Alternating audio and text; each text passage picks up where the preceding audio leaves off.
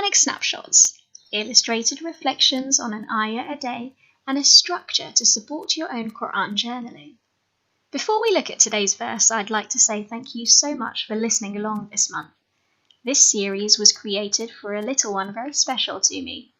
If you have found anything beneficial in it, then all good is from Allah. Only the mistakes are mine. To continue your journey with the Quran, head to the Islam from the Start website. It's packed with creative ideas to help little ones learn, love, and live Islam. Juz 30. Today's verse is from Surah 103, Ayah 1.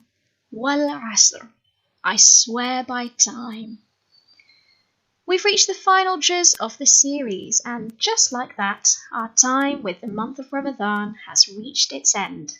Time that we can never get back.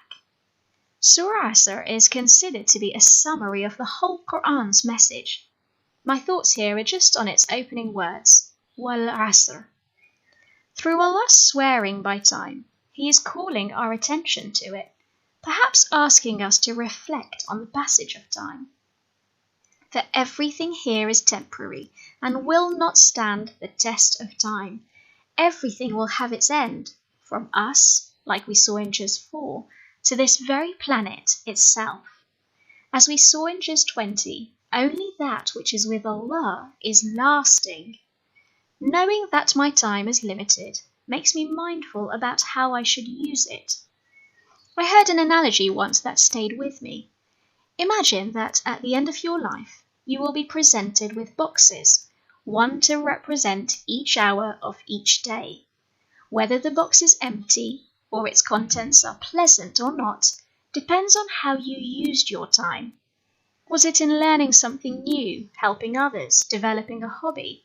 Or did I waste it away on mindless scrolling or binge-watching TV?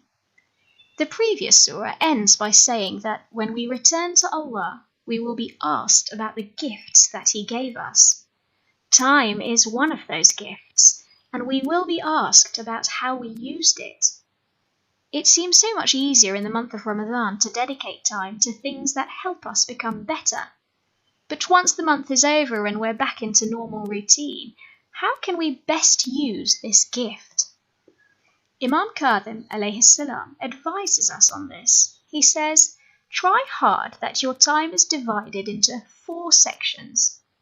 One for meditation or praying to Allah, one for work, one for socializing with good friends, and one for hobbies or good things that you enjoy doing.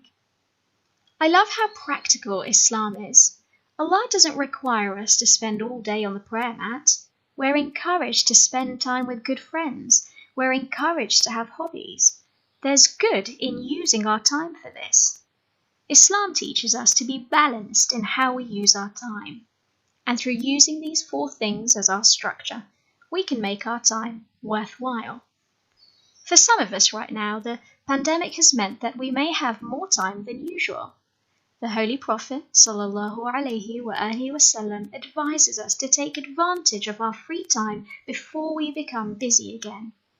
As the month of Ramadan comes to a close, this verse reminds me to be mindful of how I spend my time after it. Our key word today is asr, meaning many things and often translated as time.